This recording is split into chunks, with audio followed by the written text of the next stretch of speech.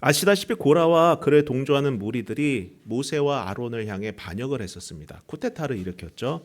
반역의 이유는 단순합니다. 너는 되고 왜 나는 안 되냐라는 거예요. 비교하는 거지 않습니까? 너는 그 일을 하는데 왜 나는 그 일을 하지 못하느냐였습니다.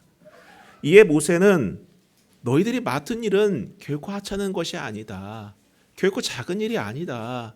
그것을 하찮게 여기지 말아라 라고 말하죠. 여러분, 제가 말씀드렸다시피 스스로를 불행하게 만드는 가장 쉬운 방법은 다른 사람하고 비교하면 됩니다. 남과 비교하면은요, 자연스럽게 불행해져요. 나와 다른 사람을 비교하고 내 배우자와 다른 배우자를 비교하며 내 자녀와 다른 자녀를 비교하면은 가족이 불행해지는 거예요. 내 삶이 불행해지는 것입니다. 여러분, 절대 비교하면 안 돼요. 절대 다른 사람하고 비교하면 안 됩니다. 그 사람의 인생은 그 사람의 인생인 것이고 내 인생은 내 인생인 거예요. 내가 받은 사명은 내가 받은 사명이고 저 사람이 받은 사명은 저 사람이 받은 사명인 거예요. 하나님께서는 우리가 비교하는 걸 원하지 않으십니다. 왜냐하면 우리의 삶도 가치 있고 복된 삶이기 때문이다라는 거예요. 그래서 여러분, 이들의 반역을 보면은요, 고라는 성막을 돌보는 일을 맡았음에도 불구하고 아론과 같은 레위 지파인 자기가 제사장이 될 수 없다는 것 때문에 반기를 든 것 아니겠습니까? 또 여기에 동조했던 르우벤 지파 같은 경우도 결국 내가 맏아들인데, 내가 장자 지파인데 왜 내가 이 이스라엘 무리들을 지도하고 이끌지 못하느냐? 왜 그것을 너희 모세가 하느냐? 레위 지파인 모세가 하느냐? 우리가 할 수 있다. 비교하면서 결국 반기든 것 아니겠습니까? 그래서 이들은 어떻게 합니까? 사람들을 모으고 세력을 키워서 자신들의 힘으로 그 권위를 찬탈해 보고자 하는 시도를 합니다. 그런데 반면 모세와 아론은 어떤 선택을 합니까? 적극적으로 변호하나요? 아니면 그들의 반대 세력에 있는 사람들을 규합해서 대항합니까? 전혀 아니었습니다. 이들은 어떻게 합니까? 하나님께 엎드렸다라는 거예요. 하나님께 엎드리는 모습을 보여줍니다. 그래서 상식적으로 보면은 당연히 사람을 자기 편으로 삼고 세력을 키운 세력들이 쿠데타에 성공했어야만 했지만 결국은 이들의 반역은 하나님의 심판으로 막을 내리게 되었다는 거예요. 여러분, 이것이 주는 교훈이 무엇입니까? 진정한 권위는요, 하나님께로부터 온다는 거예요. 진정한 권위는 하나님께로부터 오는 것이고 그 권위를 우리가 어떻게 누리느냐? 바로 하나님 앞에 엎드림으로 비롯된다는 것을 가르쳐주고 있습니다. 여러분, 내가 무언가를 해서 힘을 얻고자 하기보다는 하나님께 엎드릴 줄 아는 그러한 믿음을 보유하시기를 축복합니다. 거기에서 하나님이 주신 권위가 생겨나는 거예요. 이제 하나님은 백성들이 아론의 지도력에 반기를 들었기 때문에 레위 자손과 이스라엘 백성 앞에서 아론이 백성을 대표하는 대제사장이므로 임명받았음을 확증시켜 줍니다. 자, 1절부터 한번 보시면은요. 여호와께서 모세에게 말씀하여 이르시되 너는 이스라엘 자손에게 말하여 그들 중에서 각 조상의 가문을 따라 지팡이 하나씩 취하되 곧 그들의 조상의 가문대로 그 모든 지휘관에게서 지팡이 12를 취하고 그 사람들의 이름을 각각 그 지팡이에 쓰되 레위의 지팡이에는 아론의 이름을 쓰라. 이는 그들의 조상의 가문의 각 수령이 지팡이 하나씩 있어야 할 것임이니라. 그 지팡이를 회막 안에서 내가 너희와 만나는 곳인 증거궤 앞에 두라. 내가 택한 자의 지팡이에는 싹이 나리니 이것으로 이스라엘 자손이 너희에게 대하여 원망하는 말을 내 앞에서 그치게 하리라. 자, 앞서 고라가 반란을 일으키면서 그가 원했던 것은 아론과 그 자손에게만 주어졌던 그 제사장의 직책을 다른 레위인에게 확대하려는 것이었죠.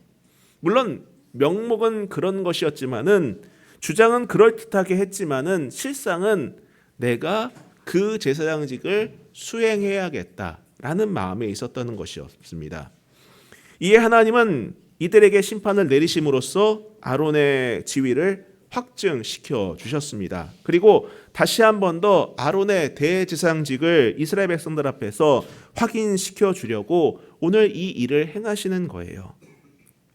그래서 성경을 보면은 하나님은 각 지파별로 우두머리의 지팡이를 가져오게 하십니다. 그리고 그 지팡이에는 각 지파의 수령의 이름을 쓰게 하세요. 공교롭게도 여러분, 히브리 말로 지팡이라는 말은 지파라는 단어와 똑같은 마테를 씁니다. 똑같은 말을 써요. 그런 면에서 각 지파별로 각각의 지팡이를 가져오라는 이 말 자체가 언어 유희이며, 이는 이후에 벌어질 일들에 대한 복선이기도 합니다. 하나님은 가지고 온 지팡이에 각 가문의 이름, 수령의 이름을 쓰게 하시는데, 레위 지파 지팡이에는 바로 아론의 이름을 쓰게 하시죠. 자, 이제 하나님께서 택하신 자의 지팡이에는 싹이 나서 하나님이 누구를 택하셨는지, 하나님이 원하는 질서가 무엇인지 명백하게 드러날 것입니다. 자, 그런데 우리가 여기서 생각해 봐야 될 것은 하나님의 택하심이 주는 의미가 무엇이냐라는 거예요. 하나님이 택하셨다라는 것이 주는 의미가 무엇이냐라는 것입니다. 여러분, 아론을 하나님께서 택하시고 제사장의 직분을 주신 목적은 그들에게 하나님이 특권을 주시기 위한 것이 아닙니다. 그들이 뭔가를 잘해서, 잘 보여서, 예뻐 보여서 뭔가를 해내서 그래, 너희에겐 그런 자격이 있어 라고 해서 특권을 주신 것이 결코 아닙니다. 그냥 그렇게 하시기로 결정한 거예요. 그냥 그렇게 하시기로 결정하신 것입니다. 그렇다고 해서 여러분, 우리 눈에는 제사장의 직분이라는 것이 높아 보이고 권위 있어 보이고 뭔가 대단해 보이지만은 하나님의 기준에는 그렇지 않다는 거예요. 제사장은 권위를 휘두르는 자리가 아니라 하나님께서 그들로 하여금 거룩한 삶을 살도록 보여주고 가르쳐주고 중재하는 역할을 감당하도록 세운 자리입니다. 하나의 역할이다라는 거예요. 백성들 위해 군림하라는 것이 아니라 믿음의 삶을 보이는 본이 되는 삶을 살아라 하는 그 자리가 바로 제사장의 자리였던 것입니다. 그렇기 때문에 백성들은요, 굳이 그 자리를 탐할 필요가 없는 거예요. 그냥 그 사람의 역할인 것입니다. 여러분, 우리 생각에서야 높낮이가 있는 것이지 하나님의 기준에서는 그런 게 없다라는 거예요. 여러분, 길 가다가 개미들 한번 보시기 바랍니다. 누가 여왕개미인지, 누가 병정개미인지, 누가 일개미인지 그게 중요합니까? 별로 중요하지가 않은 거예요. 그냥 개미 집단인 거예요. 그냥 하나님께 창조하신 우리 백성들 똑같다라는 것입니다. 주님이 사랑하는 자녀로서 그냥 세워놓으신 거예요. 각각의 역할로서요. 그렇기 때문에 다른 무언가를 탐하거나 가지지 못한 것에 대해서 부러워하기보다는 제사장을 통해서 창조하려는 그분의 거룩한 백성이 되면 되는 거예요. 그게 전부인 것입니다. 여러분, 우리가 언제 불평하죠? 언제 불만해 갔습니까? 내 뜻대로 되기만을 고집하고 하나님의 인도와 섭리를 구하지 않을 때 아니겠습니까? 그때 원망과 불평과 불만이 쏟아져 나오는 것 아니겠냐고요. 내 자리에 충실하기보다는 내가 가지지 못한 다른 사람의 자리를 부러워하고 넘볼 때에 우리는 어떻습니까? 불안해하고 원망하고 불평을 하는 것 아니겠습니까? 다시 말하지만 다른 사람과 비교하는 인생만큼 불행한 것이 없어요. 왜 저 사람은 저게 되는데 나는 안 되는가?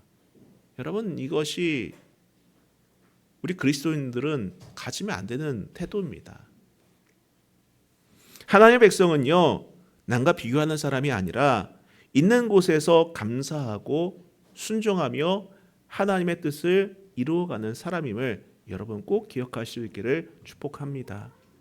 여러분께서 요즘 창세기를 묵상하시면서 요셉을 보시고 있을 거예요. 여러분, 요셉은 잘 보시면 아시겠지만은요, 비교하는 사람이 아니에요. 환경을 비교하거나 상황을 비교하지 않고 사람을 비교하지 않습니다. 자신의 처지를 비관하지도 않아요. 그저 있는 곳에서 감사하고 순종하며 하나님의 뜻을 이루어가는 삶을 살아갔을 뿐입니다. 그러니 그 안에서 자신의 삶에 최선을 다했기 때문에 인정받은 것 아니겠습니까?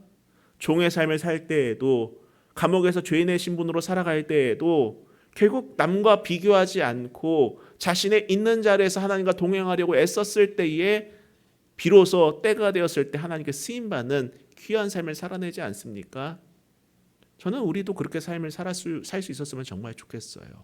그 때와 시기는 우리는 잘 알 수 없습니다. 하나님께서 나를 어떻게 사용하실지, 어떤 길로 인도하실지 우리는 감히 상상할 수가 없을 거예요. 그러나 놀랍도록 주님께서 쓰실 것을 여러분 기대하시기를 축복합니다. 기대하세요.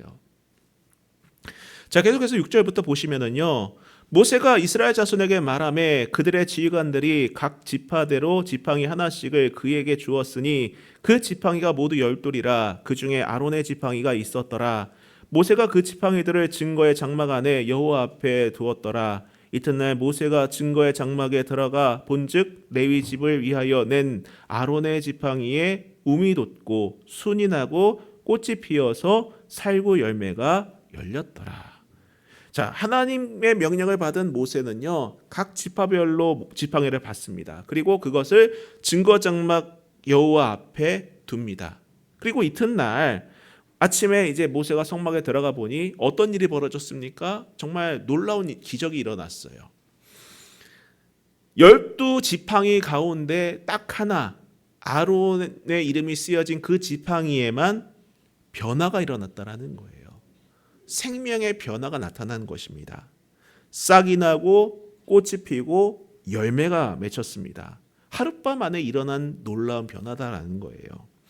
생명이 없던 마른 지팡이에서 생명의 전 과정이 나타나는 거예요. 한 곳에 자리 있는 거 아니겠습니까? 우리는 하나의 연속선상으로 보잖아요. 싹이 나고 꽃이 피고 열매가 맺혀져야 되는 것이 정상인데 그 모든 과정이 지팡이 안에 다 담겨 있었던 것입니다. 자, 그런데 여기서 우리가 놓쳐서 안 될 것이 있어요. 아니, 그 지팡이가 뭔데? 과연 내게 어떤 의미인데? 아론의 쌍난 지팡이가 우리에게 주는 메시지가 뭔데? 라는 생각을 할 수 있지 않겠습니까? 여러분, 이 쌍난 지팡이를 통해서 우리에게 주시는 하나님의 메시지가 있다라는 겁니다. 첫 번째로는 바로 이 열매의 이름을 보면 됩니다.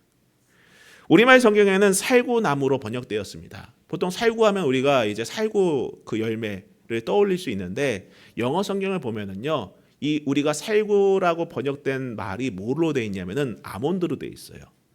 그러니까 이게 우리말 성경으로 처음 번역될 때에 아몬드가 우리나라에 본 적이 없지 않습니까? 그러니까 겉모습만 보고 살구다라고 비슷하게 한 것 같아요. 아무튼 아몬드로 되어 있는데 놀랍게도 히브리 말로는 이 살구나무가 샤케드라고 되어 있어요. 샤케드. 그런데 이 단어의 어근은 단순히 열매 이름만으로 그치지 않습니다. 동일한 어근인 사케드에서 나온 동사가 쇼케드라는 거예요. 사케드, 쇼케드. 즉 하나의 단어인데 단어에서 이것이 동사로 쓰인 것이에요. 쇼케드로. 이 쇼케드로 해석될 때는 뭐라고 번역이 되냐면은 깨어 지켜보다. 깨어 지켜보다 반드시 이루다라는 의미를 갖고 있다라는 것입니다. 여러분의 이해를 돕기 위해서 비슷한 느낌을 한번 생각해 봤어요. 여러분 당근 아시죠? 당근. 당근은 채소로 보면 당근 이렇게 돼 있지 않습니까? 근데 요즘은 잘 쓰지 않는 말인데 제가 한 20대 때는 이제 그래 라고 했을 때 뭐라고 말합니까? 당근이라고 말해요. 네. 그래 당근이지 라고 말합니다. 똑같은 맥락, 아주 비슷한 맥락이라고 보시면 될 것 같아요. 우리가 채소 당근을 볼 때와 그래 괜찮아 라고 당근이라고 말하는 것과 같이 샤케드, 쇼케드 비슷한 의미라고 보시면 될 것 같아요. 그래서 여러분 이것의 의미가 가장 선명하게 드러나는 곳이 어디 있느냐 하면은 제가 이게 억측이 아닙니다, 여러분. 예레미야 1장에 나와 있습니다. 예레미야 1장에 보면은 하나님께서 예레미야에게 살구나무 가지를 주시면서 이렇게 말씀하세요. 예레미야 1장 12절을 보면은 여호와께서 내게 이르시되 내가 잘 보았도다. 이는 내가 내 말을 지켜 그대로 이루려 함이니라. 여기서도 샤케드, 쇼헤드라고 말씀하세요. 살구나무 가지를 주시면서 아몬드 가지 나무를 주시면서 이 말씀을 하신 거예요. 언어 유희로 말씀하신 것입니다. 당근처럼. 그래요, 여러분. 하나님께서는 이 살구나무 가지인 샤케드와 또 지켜 이루겠다는 쇼케드를 같은 어근에서 나온 단어를 사용하셔서 언어 유희로 사용하고 계셨던 것입니다. 자, 그렇다면은 아론의 지팡이에 이 살구 열매가 맺혔다는 것은 무엇을 의미합니까? 단순히 생명의 기적만이 아닙니다. 바로 우리에게 주는 메시지가 있다는 거예요. 무엇이죠? 반드시 이루고 지켜주시겠다. 반드시 지켜주고 이루어 가겠다라는 하나님의 선언이다라고 보시면 됩니다. 그래요. 하나님께서는요, 이 쌍난 지팡이를 통해 자기 백성을 지켜주시고 그 약속을 이루어 가시겠다라는 확증을 주신 것입니다. 여러분, 우리에게도 이런 믿음이 필요해요. 우리가 왜 비교하고 불안해합니까? 하나님을 향한 신뢰가 흔들리기 때문입니다. 그 믿음이 흔들릴 때 우리는 비교하고 불안해한다라는 거예요. 여러분, 내가 비교하지 않으려고 해도 자꾸 내 눈에 들어오는 것들이 있어요. 내가 불평하지 않기를 결단한다 하더라도 자꾸 내 귀에 들리는 게 있어요. 그것이 나로 하여금 불안하게 만들고 두려워하고 안절부절 못하게 만들 때가 너무나도 많다는 것입니다. 저 집은 저것을 하고 있는데 나도 꼭 해야 되지 않을까? 저 사람들이 이걸 행하고 있는데 나도 행해야 되는 것 아닌가? 이런 불안함을 우리는 늘 가지고 살아가는데, 여기서 우리가 벗어나고 주님의 뜻을 이루어가기 위해서는요, 무엇이 필요합니까? 하나님께서는 우리를 지켜주시고 반드시 이루어 가신다는 믿음이 필요하다라는 거예요. 그 믿음을 가질 수 있기를 축복합니다. 여러분, 오늘 우리가 예배에 나와 주님께 예배를 드리잖아요. 그럼 이 예배를 드리는 행위를 통해서 우리가 한 가지를 거머쥐고 꼭 이 세상에 나아가야 한다면 오늘 이것이 꼭 우리 안에 필요하지 않을까 해요. 기도하실 때에도, 모든 상황 속에서도, 때로는 정말 비교되는 것이 내 눈에 들어올 때도 그런 마음으로 떨쳐내시기 바랍니다. 그래, 하나님은 나를 지켜주시고 그분이 한 약속을 이루어 가시는 분이셔 라는 믿음이 있기를 축복합니다. 두 번째로는 여러분, 이 쌍난 지팡이가 주는 메시지가 있는데, 바로 마른 지팡이는 어떤 지팡이입니까? 여러분, 죽은 나무예요. 죽은 나무입니다. 이 죽은 나무가 다시 살아났다라는 거예요. 여러분, 모두가 아시겠지만은 지팡이는 본래 살아있는 나무에서 잘려 나온 것입니다. 그래서 더 이상 살 수가 없어요. 뿌리도 없고 흙도 없고 물도 없습니다. 저 어린 시절에 그 어르신들이 짚고 다니는 지팡이 있잖아요. 땅에 꽂으면 다시 살아나지 않을까라는 짓궂은 생각을 한 적도 있었습니다. 그러나 꽂아도 다시 살아나지 않아요. 완전 죽은 나무입니다. 그런데 이 지팡이에 싹이 나고 꽃이 피고 열매가 맺습니다. 즉, 죽음의 자리에서, 소망 없는 그 자리에서 생명이 터져 나오는 거예요. 여러분, 이 말씀을 보면서 떠오르는 또 다른 성경 본문이 있습니다. 바로 에스겔 37장이라는 거예요. 하나님께서는 에스겔 선지자를 이제 한 골짜기로 데려가십니다. 그 골짜기에는 마른 뼈들로 가득했어요. 아무런 소망이 없는 죽음의 골짜기였습니다. 그런데 하나님은 에스겔에게 묻습니다. 이 뼈들이 능히 살 수 있겠느냐? 이 질문 앞에 에스겔은 감히 네라고 말을 못했습니다. 상식적으로 살아날 수 없기 때문이에요. 마른 지 오래된 뼈들이 살아난다라는 것은 인간적인 상식으로는 확증할 수 없는 현상이기 때문입니다. 그저 주께서 아시나이다라고 대답할 수밖에 없었어요. 불가능한 일이기 때문입니다. 그러나 하나님께서는 에스겔에게 그 마른 뼈를 향해 대언하라고 하십니다. 그리고 그 대언했을 때 어떤 일이 일어납니까? 살이 생기고 생기가 일어나고 군대가 되는 그런 역사를 보여주셨다라는 거예요. 여러분, 마른 지팡이가 살아나는 것, 그리고 마른 뼈들이 군대가 되는 이 두 장면은 하나의 진리를 말하고 있습니다. 무엇이죠? 바로 하나님은 살리신다는 거예요. 하나님은 살리신다는 것입니다. 여러분, 아론의 쌍난 지팡이가 우리에게 주는 교훈은 분명합니다. 하나님은 우리를 지켜주시고 이루어 가시며 궁극적으로 우리를 살리신다는 거예요. 여러분, 우리가 무너질 때가 있어요. 소망 없는 삶을 살아내는 것처럼 느껴질 때가 있습니다. 내 영이 죽은 것처럼 생각이 될 때가 있고 내 환경이 죽은 것처럼 느껴질 때가 있어요. 그때 간구하시기에 축복합니다. 주님은 우리를 살리십니다. 하나님만이 우리를 살리신다는 거예요. 세상 그 어떤 것도 우리의 영을 살릴 수 없습니다. 우리의 상황을 살릴 수 없습니다. 우리에게 소망을 줄 수가 없습니다. 그러나 하나님만이 우리를 살릴 수 있다는 거예요. 주님, 우리를 살려주옵소서. 여러분, 기도하기 힘들 때에 딱 하나만 기도하세요. 저도 그렇게 기도합니다. 하나님, 저 좀 살려주세요. 저 좀 살려주세요. 제게 소망을 주옵소서. 제 모든 상황을 좀 살려주옵소서. 주님에게는 그런 능력이 있는 줄 믿습니다. 여러분, 그런 기도가 있기를 축복합니다. 여러분, 의심되시겠지만 여러분, 그런 기도를 한번 해보세요.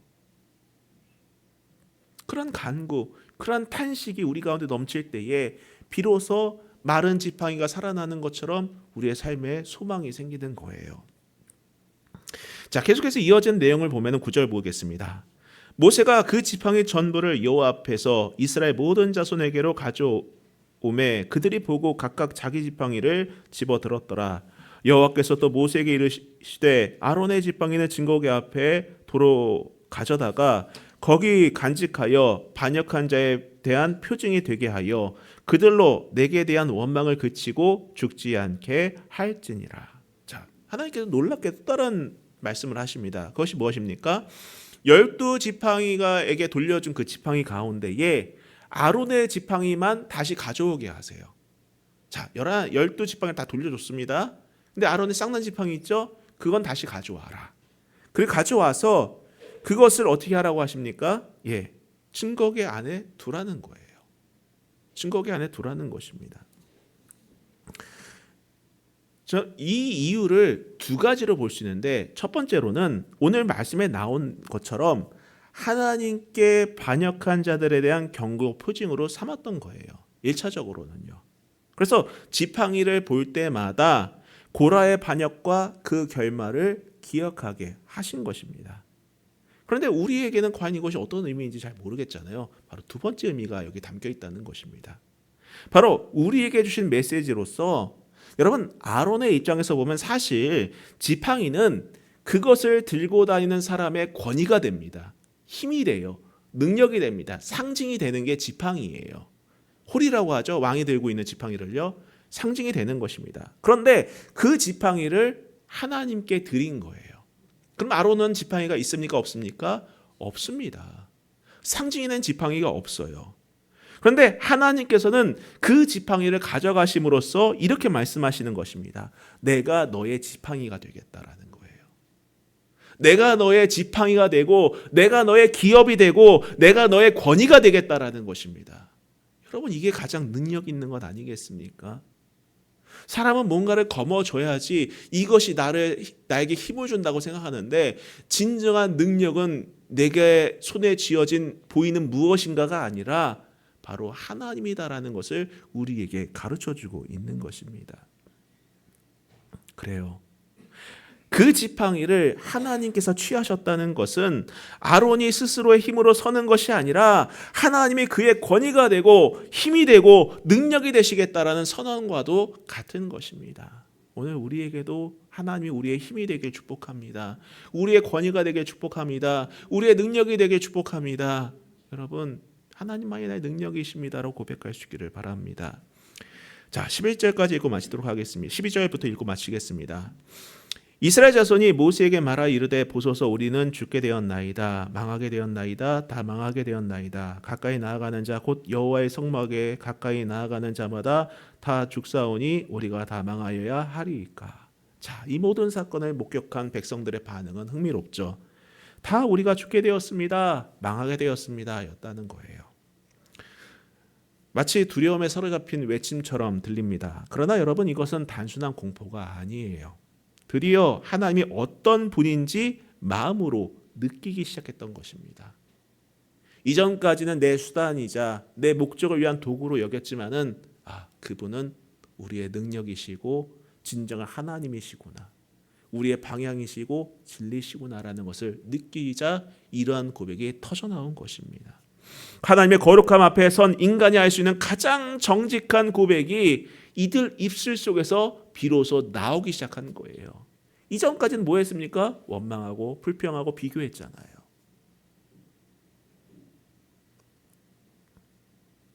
여러분, 사실 우리가 망하게 되었다는 고백 없는 자리에는 구원의 감격도 없습니다. 내가 얼마나 죄인인지 아는 만큼 예수 그리스도의 십자가가 더 크게, 더 놀랍게, 더 감격적으로 다가오는 거예요. 여러분, 이 백성의 외침은 훗날 대제사장이신 예수 그리스도를 향해 나아가는 출발점이 될 것입니다. 여러분, 우리 안에도 이러한 고백이 넘치기를 축복합니다. 정리하겠습니다. 사실 여러분, 이후에 언약궤에는 세 가지가 들어가 있게 됩니다. 하나는 뭐죠? 혹시 아십니까? 10개 계명이 쓰여진 모세의 두 돌판. 하나는 또 무엇입니까? 만나가 담겨진 만나 항아리. 마지막 하나가 무엇인 줄 아십니까? 바로 아론의 쌍난 지팡이. 이스라엘 백성들이 어디를 가든지 이후에 어떤 일이 벌어집니까? 그 언약궤가 가장 앞에 가요. 가장 앞에 갑니다. 그것을 바라보는 이스라엘 백성들 머릿속에 무엇이 있겠습니까? 그것들이 주는 메시지가 있었다라는 거예요. 특별히 아론의 쌍난 지팡이는 무엇이겠습니까? 하나님은 나를 지키시고 이루어 가시는 분이시다라는 거예요. 그리고 우리를 진정으로 살리시는 분이시다라는 거예요. 성도 여러분, 주님만 바라보며 나아갈 때에, 그분만을 내 삶의 주인으로 섬기면서 결정하고 나아갈 때에 주님은 우리를 지켜주시고 그분의 뜻을 우리 가운데 이루어 가시는 분이심을 경험하게 될 것입니다. 나아가 메마른 나의 영혼과 죽어있는 내 삶이 다시 살아나는 그러한 은혜를 체험하는 간증의 주인공이 될 것입니다. 여러분, 그 길 걷기를 포기하지 않기를 축복합니다. 주만 바라보며 나아가는 그 삶을 내려놓지 않기를 축복합니다. 우리 같이 찬양하고 기도하도록 하겠습니다.